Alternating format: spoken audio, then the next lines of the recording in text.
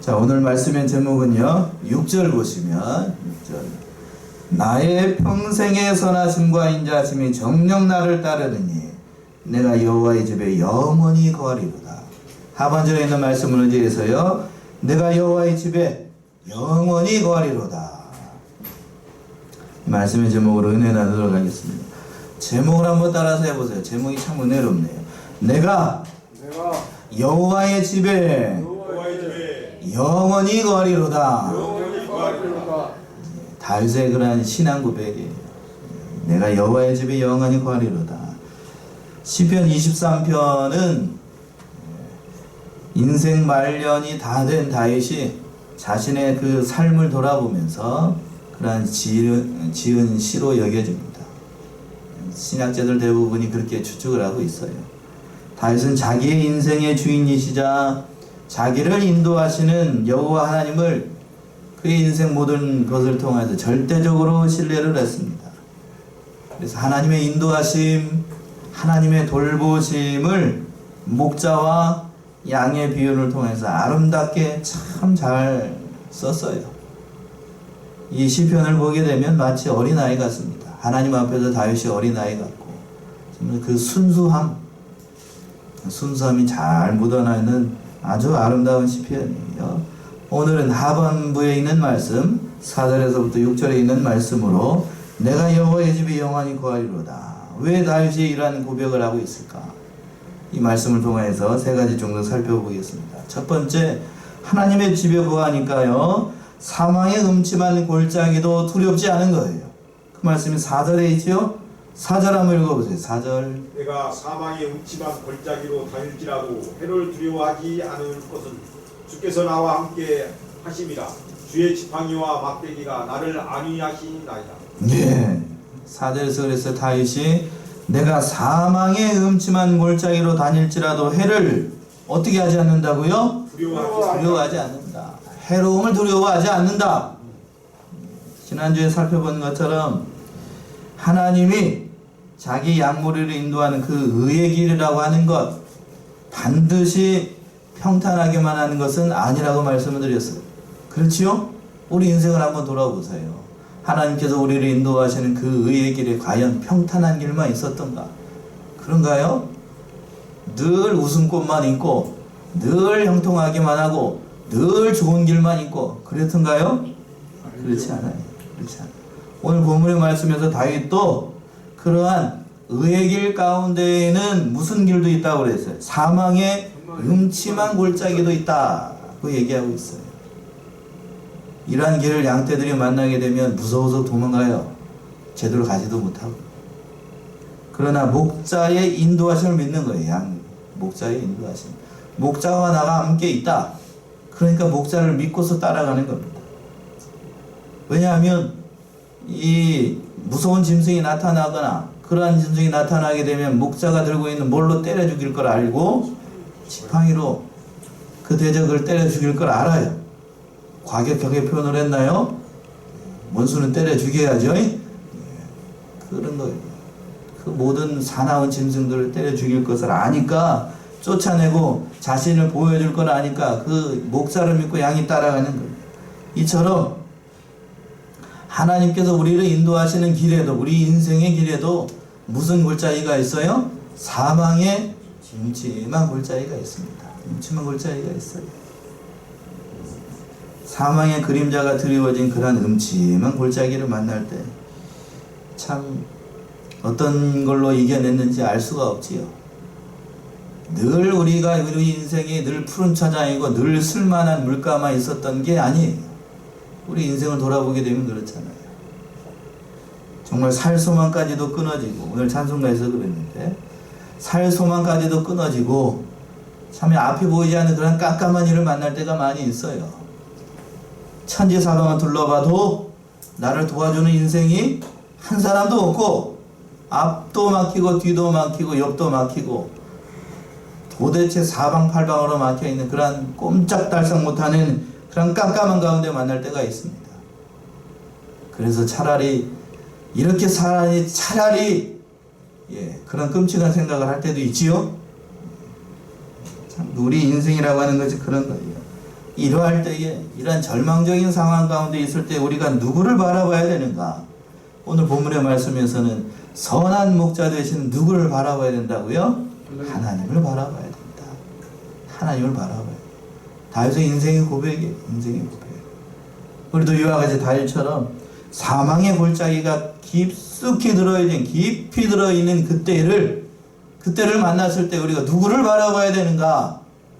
사람을 바라보거나 세상 권력을 의지하는 것이 아니라, 돈을 의지하는 것이 아니라 하나님을 바라봐야 된다라고 말씀하고 있는 거예요. 이사야 선지자는 이렇게 표현을 하고 있습니다. 이사야 43장 2절 한번 찾아보세요. 성도들이 참 좋아하는 성경 구절이죠. 이사야 43장 2절.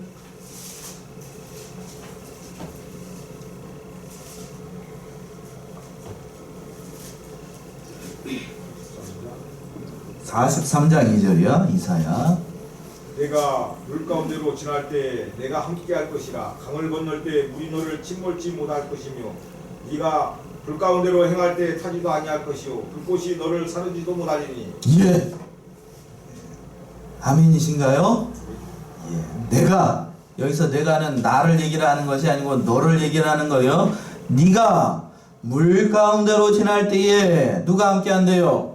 내가 함께한다. 하나님이 함께한다. 강을 건널 때에 물이 너를 침몰치 못할 것이며 네가 불 가운데 행할 때 타지도 아니할 것이요 불꽃이 너를 사르지도 못하리라. 모든 환난과 어려움 가운데서도 하나님의 돌보심을 믿으라고 하는 거예요. 하나님의 돌보심을 믿으라.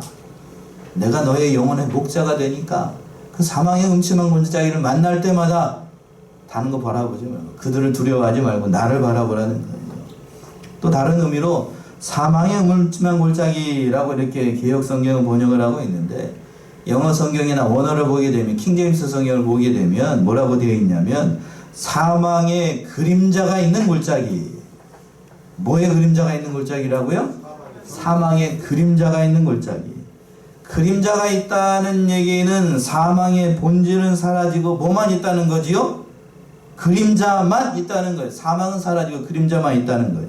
그런 골짜기라고 하는 겁니다. 즉 하나님이 우리를 인도하시는 길에는 사망이 기다리고 있는 것이 아니고 뭐만 기다리고 있다고요? 그림자만 있다는 거예요. 그림자만. 그러한 사망의 그림자는 우리가 두려워할 대상이 아니에요. 우리에게 고통을 줄 대상도 아니고 정작 우리에게 어떠한 유해를 가하지도 않아요. 해를 주지도 못한다고요. 왜냐하면 그림자는 뭐가 아니기 때문에요? 실체가 아니기 때문에 우리가 그걸 보고, 그림자를 보고 두려워할 이유가 없다는 거예요. 그렇지요? 그림자가 크다고 해서 사람이 큰가? 그렇지 않지요? 그렇지 않아요. 또 이런 말이 있어요. 사자의 그림자는 물 수 있어요? 없어요? 묻지 못해요. 또 칼의 그림자는 사람을 찌를 수 있나요? 없어요. 그것처럼 사망의 그림자도 우리를 죽음으로 몰아갈 수 없다는 얘기예요. 왜냐하면 선한 목자 되는 하나님께서 우리와 함께 하시고 우리를 보호하시고, 뒤에 가서 살펴보게 되겠지만 있는 것처럼 사망의 그 그림자가 있을 때마다 하나님께서 지팡이를 들고 그 모든 사망의 사망을 때려 잡으시기 때문에 우리가 두려워할 이유가 없다는 거죠. 이런 고백을 하고 있는 다윗의 생애를 우리가 좀 살펴보자고요. 다윗, 인류가 낳은 유대인들 가운데서도 가장 선한 왕 중에 한 명이라고 뽑힙니다. 그러나 그가 목동의 신분에서 왕이 될 때까지 그의 인생이 평탄대로였는가? 그렇던가요? 그의 고백이처럼 그의 생애를 돌아보게 되면 사망의 음침한 골짜기가 들어진 때가 많이 있었어요. 어린 나이에 물맷돌 한 개로 골리앗을 쓰러뜨렸습니다. 그랬더니 그리고 그 공로로 말미암아 다윗이 누구의 사위가 되냐면 사울 왕의 사위가 돼요. 그런데 그 사위를 사울이 어떻게 하려고 그랬죠? 죽이려고 했습니다. 죽이려고 했어요. 이스라엘 곳곳을 이잡듯이 뒤지면서 다윗을 못 잡아먹어서 안다는 게 자기 장인이었어요. 장인 잡아주려고 했어요. 하나님이 도우시지 않았으면 사울 손에 이미 죽었어요. 다윗은. 그리고 또 그렇게 됐나? 그렇게 하면 그런 정말 있었나요?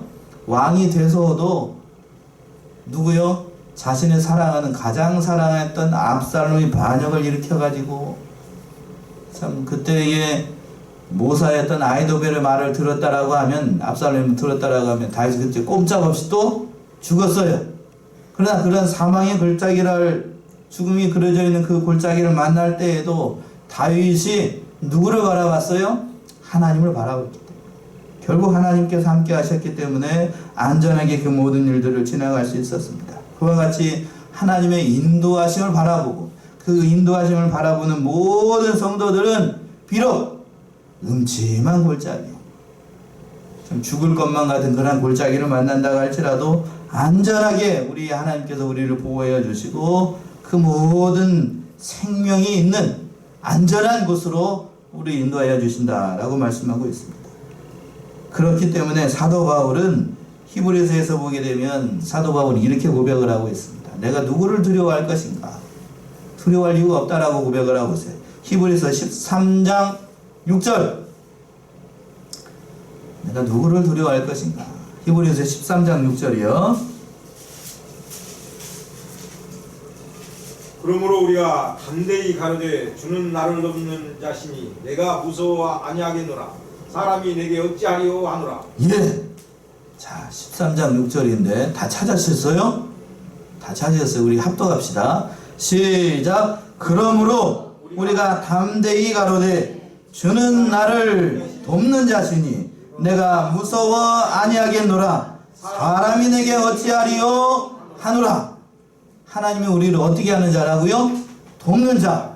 우리를 돕는 자라고 얘기를 하고 있고 또 그러니까 내가 뭐 하지 않는다고요? 무서워하지 않겠다. 그리고 또 그 뒤에 게 제일 중요하네. 사람이 내게 어찌하리?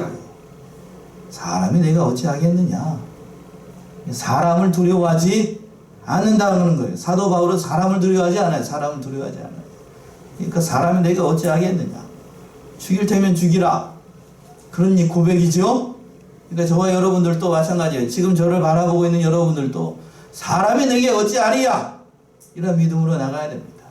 어려운 일들 만날 때. 또 오늘 우리 나라에 지금 어려움이 있지요? 어려움이 있는데 그 병이 나를 어찌하리야? 따라서 해보세요. 그 병이 나를 어찌하리야? 그 병이 나를 어찌하리야? 그 두려워하지 마세요. 그 병이 나를 어찌하리야? 그 병에 걸려가지고 심하게 해가지고 가면 소천하면 그냥 하나님 일찍 만다는 걸로 생각을 하고 그렇게 믿음으로 나가야 되겠죠? 맞아요? 틀려요? 우리 아멘이 한 사람밖에 없네. 일찍 가기는 싫은 모양인가 보네. 두려워할 필요가 없어요. 그것이 나를 어찌하겠어요? 그것이 나를 어찌하겠어요? 죽기밖에 더 하겠어요? 그런 믿음으로 그 모든 어려움들을 이겨나가야 되지. 어찌한데 두려워할 이유가 아무것도 없다는 거예요. 두려워할 이유가 없어요. 하나님이 우리 편이시고 그런데 그거 어찌 두려워할 얘기했어요. 또 그 두려워하지 않는 이유를 설명을 하기를 시간이 좀 지나는데 4절 하반절에서 보시면 해를 두려워 아니할 것은 이렇게 고백을 하죠. 해를 두려워하지 않는데요. 다윗의 고백도 그래요. 그 해, 어려움 그걸 두려워하지 않는답니다. 왜 두려워하지 않습니까? 그 밑에 하반절에 있는 것처럼 주께서 나와 어떻게 하심이라? 함께 하심이라. 그러니까 해를 두려워하지 않아요. 그 병 두려워하지 않고 죽음 두려워하지 않고 해를 두려워하지 않아요. 하나님께서 함께 하신다. 어떻게 함께 하시는가? 그 밑에 하반절에 있는 것처럼 주의 지팡이와 막대기로 나를 안위하시나이다. 지팡이와 막대기로 나를 안위해 주시고 나를 보호해 주시고 나를 인도하여 주시고 나를 지켜주시는 하나님이 나와 함께 하는데 뭐가 두렵다? 두려워할 이유가 아무것도 없다는 거예요. 지팡이와 막대는 하나님의 능력, 하나님의 보호하심, 이걸 상징을 하는 거예요. 우리 인생 가운데서도 하나님께서 우리를 지팡이로 인도하실 때가 있고 말 안 들을 때는 그 지팡이가 뭐가 되기도 하고 막대기가 되기도 해요. 막대기가. 우리는 지팡이로 인도하실 때가 많은 거예요. 돌아봅시다 한번.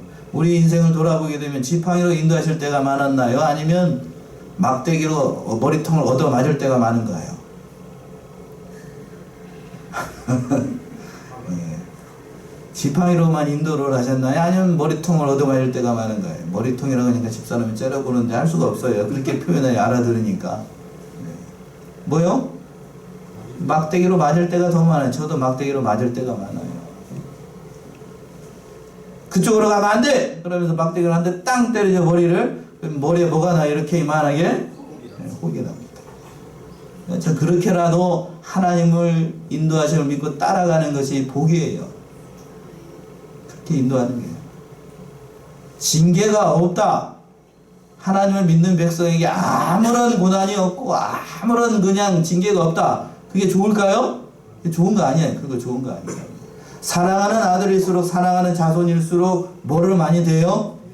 매를 많이 됩니다. 요즘 매를 때릴 수도 없는 세상이 됐는데 기상천외한 세상이 돼가지고. 그러나 옛 어르신 여러분들이 아이를 키울 때도 매를 많이 드셨잖아요. 사랑하는 아들일수록 하나님도 마찬가지예요. 사랑하는 아들일수록 징계를 많이 해요. 시간 관계는 찾아보지 않겠지만 징계가 없으면 사생자라고 그랬어요. 맞지요? 사생자예요. 사생자. 그런 하나님을 바라보며 우리가 어려운 일을 만날 때마다 하나님을 바라봐야 돼요. 두 번째, 그러니까 하나님이 함께 하시니까 원수의 목전에서 상을 베푸신 그 하나님을 바라보면서 믿음으로 이겨나가는 거예요. 그 말씀이 5절에 있네요. 5절 한번 읽어보세요. 주께서 내 원수의 목전에서 내게 상을 베푸시고 기름으로 내 머리에 바르셨으니 내 잔이 넘치나이다. 예, 하나님께서 원수의 목전에서 상을 베풀어 주셨대요. 지금 하나님께서 어디 앞에서 상을, 잔치상을 베풀고 있는가를 잘 살펴보셔요. 누구 앞에서요? 원수 앞에서 상을 베풀어 놨답니다. 원수가 이미 사라진 게 아니고 원수가 내 앞에 있는데 뭘 베풀어 놨다고요? 잔치상을 베풀어 놓고 다행히 너희 여기 와서 이 잔치상에 참여하라 라고 이렇게 말씀하시는 거예요. 언뜻 이걸 잘못 이해하게 되면 좀 하나님이 괴상한 하나님인가 라고 이렇게 생각을 할 수 있어요. 제대로 생각해 보게 되면 원수가 사라진 게 아니고 원수가 어디 있다고요? 내 앞에 있는데 상을 만들어 놓은 거예요. 그렇다라고 하면 하나님께서 이렇게 하신 이유가 있겠지요? 왜 하나님께서 잔치상을 베풀어 놨냐? 원수가 사라진 것도 아닌데 왜 잔치상을 베풀어 놨을까?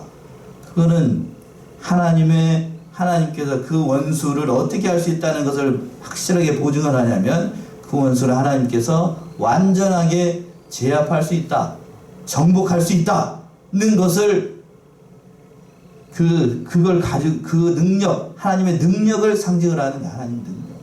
그러니까 그 원수를 제압할 수 있으니까 하나님께서 잔치상을 베풀어 놓았겠지요. 아무런 능력이 없는 하나님께서 원수가 버전히 살아있는데 지금 대한민국에 이런 이상한 일이 다 발생하고 있는 하나님께서 이런 잔치상을 베풀어 놓은 이유가 있겠지요.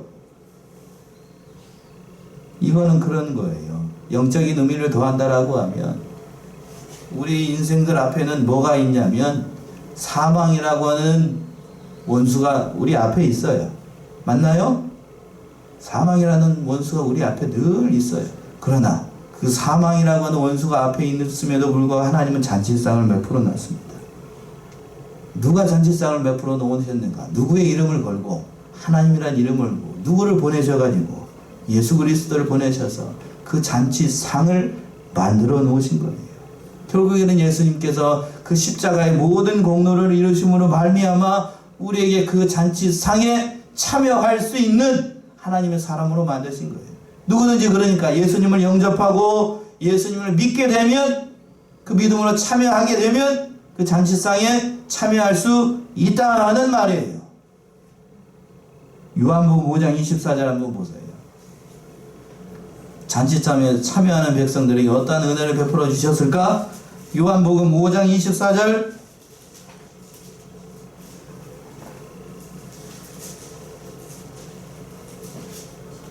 내가 진실로 너희에게 이르노니 내 말을 듣고 또 나 보내신 이를 믿는 자는 영생을 얻었고 심판에 이르지 아니하나니 사망에서 생명으로 옮겼느니라. 예, 아주 좋은 말씀이에요. 이 말씀도 합독합시다. 우리 합독합시다. 시작. 내가 진실로 너에게 이르노니 내 말을 듣고 또 나 보내신 이를 믿는 자는 영생을 얻었고 심판에 이르지 아니하나니 사망에서 생명으로 옮겼느니라. 여기서 중요한 말이 뭔가 하면 내 말을 듣고 떼어 나 보내신 이를 믿는 자는 영생을 얻을 것이고 얻었고 과거로 되어 있어요.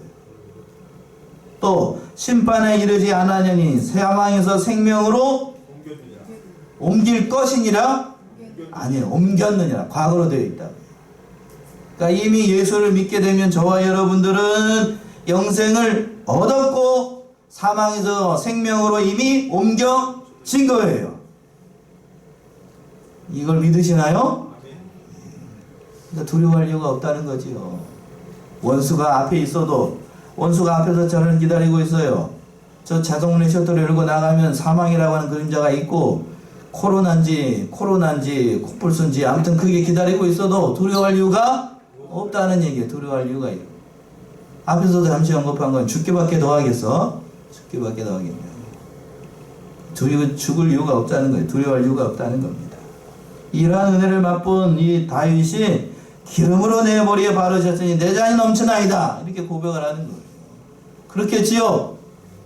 머리에 기름을 부을 때 구약 성경 때에는 구약 시대 때에는 머리에 기름을 바르는 기름을 이렇게 붓는 경우가 어떤 경우냐면 세 가지 직분을 세울 때 머리에 기름을 부었습니다. 첫 번째는 왕을 세울 때, 또 두 번째는 제사장을 세울 때, 마지막으로 한 가지는 선지자를 세울 때. 세 가지 직분을 세울 때 기름을 부었어요. 지금 이 말씀을 생각해 보게 되면 내 기름으로 내 머리에 바르셨다라고 되어 있으니까 지금 기름으로 머리에 바르셨다는 것은 지금 다윗을 뭘로 삼겠다는 얘기지요? 선지자요? 왕으로 삼겠다는 거예요. 왕으로 삼겠다. 저와 여러분들도 하나님께서 머리에 기름을 발랐어요. 그래서 베드로가 고백하고 있는 것처럼 너희는 왕 같은 뭐라고 그랬지요? 제사장이라고 고백한 거예요. 머리에 뭘 발랐기 때문에? 기름을 발랐기 때문에. 다윗은 왕이었어요. 다윗은 왕이었죠? 그리고 구약에 있는 성도들은 선지자나 또는 제사장이나 이렇게 됐다고요. 그러나 저와 여러분들은 베드로가 고백하고 있는 것처럼 우리는 왕 같은 제사장이에요. 왕 같은 제사장. 그 말씀만 의지해서 보게 되면 우리 두 가지 직분을 그대로 갖고 있는 우리 왕이면서 또한 뭐요? 제사장이에요. 왕이면서 제사장.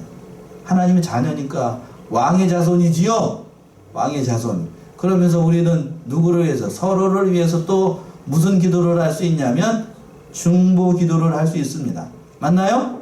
그러니까 우리는 제사장이에요. 제사장. 서로를 위해서 기도도 많이 하셔야 돼요.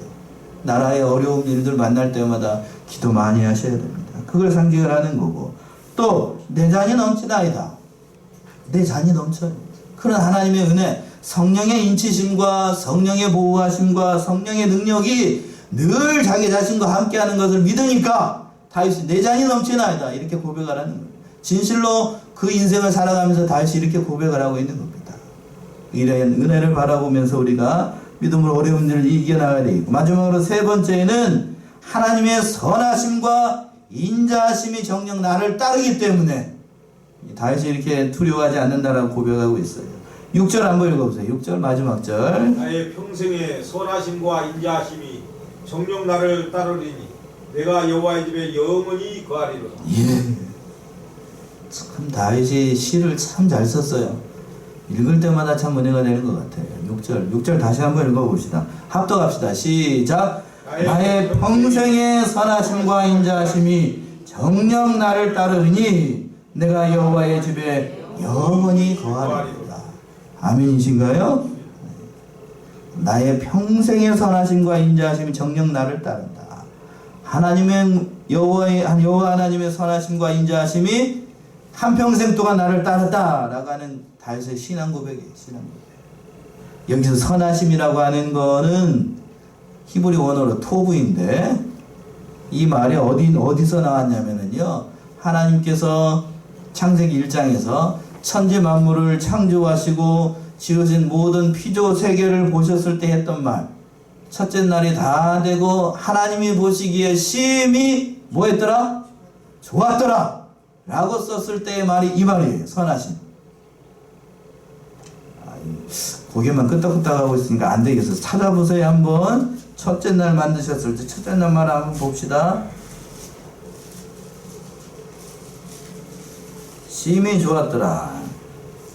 4절 한번 읽어보세요. 4절부터 5절까지만. 창세기 1장 1절에서부터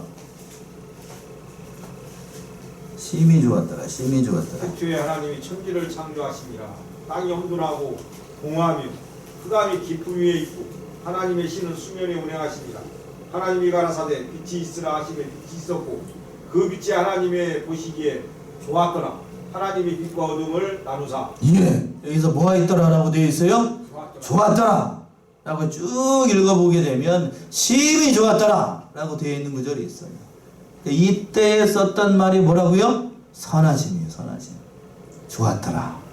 그러니까 하나님의 선하신 뜻과 이 모든 목적이 다윗의 인생을 통해서 다 고스란히 누구를 따라다녔다? 다윗을 따라다녔다는 고백이 하나님의 선하심이 나를 평생 따라다닌다라는 고백이고, 또 두 번째는 뭐라고 되어 있냐면 인자하심이 정녕 나를 따랐다라고 되어 있는데, 이 인자하심에 해당하는 히브리 말이 헤세드입니다.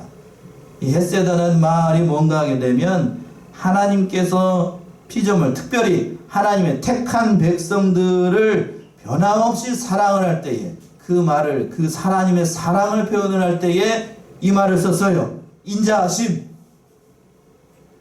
하나님의 인자, 하나님의 사랑을 표현을 할 때 이 말을 썼습니다. 참으로 하나님께서 우리 인생들을 사랑하시지 않으면 우리가 이 한순간도 살아갈 수가 없어요. 다윗의 인생이 이 고백을 하고 있는 거예요. 하나님의 선하심과 하나님의 인자하심이 나를 따랐다. 그러니까 사망의 음침한 골짜기가 있고 참으로 죽을 수밖에 없는 암담한 현실을 만난다 할지라도 그 모든 어려움들을 이겨나갈 수가 있었던 거예요. 하나님의 선하심, 또 하나님의 인자하심을 따랐기 때문에. 그리고 또 중요한 말이 뭔가 하면 정녕 나를 따랐다라고 되어 있죠. 정녕. 거기다 동그라미를 한번 쳐보세요. 정녕. 어떻게 해요? 정녕. 이 말을 보게 되면 두 가지 의미가 있는데, 첫 번째는 정말로, 진실로라는 뜻이 있고, 두 번째 또 이제 중요한 것 같아요. 많이 나를 따랐다라는 뜻이 있어요. 그러니까 이 말을 그것대로 두 번째 뜻으로 해가지고 요걸 다시 번역하게 되면 이런 뜻이 있어요. 다시 보세요. 하나님의 선하심과 인자하심만이 나를 따랐다. 뭐만 따랐다고요? 나의 인생 가운데 하나님의 선하심과 인자하심만이 나를 따랐다 라는 고백이에요. 이 고백에 어떤 의미가 담겨 있나요? 나의 인생을 돌아보니까, 인생 노년이 돼가지고 나의 모든 인생을 돌아보니까 정말로 하나님의 인자하심만 있었고 하나님의 선하심만이 있었다는 거예요. 그 의미가 분명하잖아요. 이런 고백을 하고 있는 다윗도 참으로 인생 가운데 어려운 일들이 많았어요. 저와 여러분들도 때때로 어려운 일이 있고 괴로운 일이 있고 참으로 좌절하고 넘어질 때도 있고, 그런 때를 만난다 할지라도 그 모든 날 뒤편에 뭐만 있었다? 하나님의 선하심, 하나님의 인자하심만 있었다는 고백이에요. 다윗이 자신의 인생을 회고하면서 한 고백이에요. 정말로 하나님의 인자하심, 하나님의 선하심이 나를 따랐다.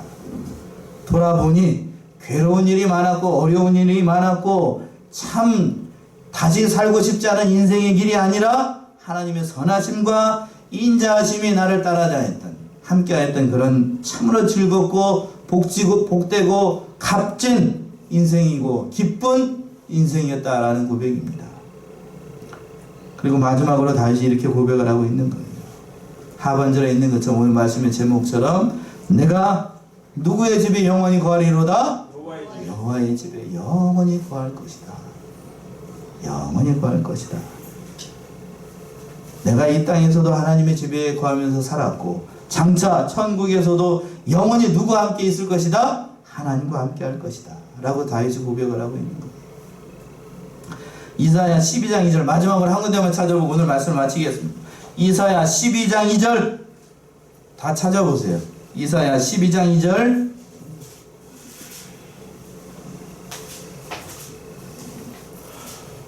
이사야 12장 2절. 보라 하나님은 나의 구원이시라.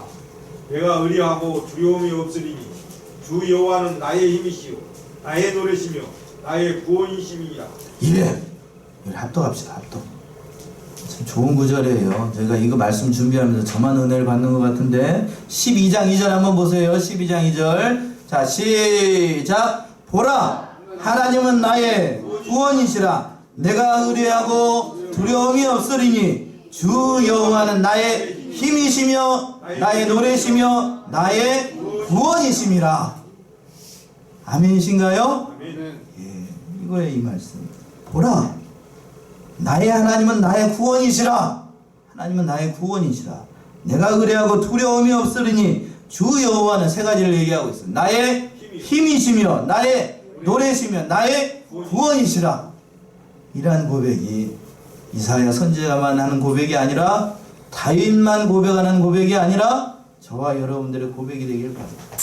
하나님은 첫 번째 나의 힘, 나의 노래, 나의 구원이라는 고백입니다. 오늘 이 말씀 두 주간에 걸쳐서 시편 23편을 우리가 살펴봤는데 다윗이 고백했던 것처럼 내가 누구의 집에 영원히 거한다고요? 여호와의 집에 영원히 거하릴 거라고 하는 고백처럼 우리 사랑하는 성도들이 늘 하나님의 인도하심을 바라보면서 세상이 어떠하든지 간에 하나님께서 선하시게 또 인자하시게 우리를 인도하신다는 그런 믿음을 가지고 그 하나님의 집에 영원히 거하고 그 이 집 안에서 평안과 모든 복을 누려나가는 사랑하는 성 안의 성도님들 다 되시기 바랍니다. 기도하겠습니다.